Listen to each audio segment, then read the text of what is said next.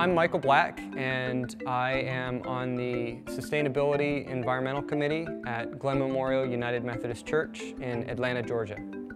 Our congregation had done a number of different conservation and energy efficiency efforts prior to the PowerWise program.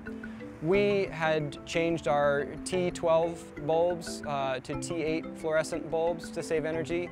We had double paned some of our windows. We have some older buildings that needed some renovations to make them more energy efficient.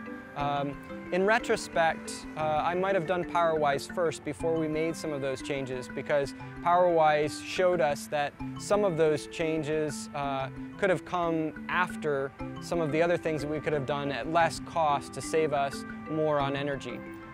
We learned from the energy audit a better sense of where we fit in terms of other congregations and in terms of other buildings in our area.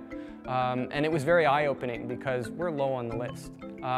In part because we're an older church, there are lots of low-hanging fruit that we can take advantage of, and lots of ways for us to improve.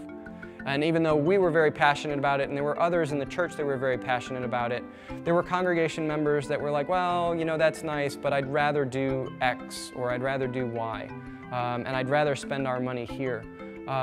But when you're talking about energy efficiency saving you money so that you can put more toward X, for instance, missions, or Y, more toward outreach, then it's much easier to convince your congregation this is something we really ought to do. It was almost a too good to be true scenario, where the cost of an energy audit professionally done was out of our range of paying for.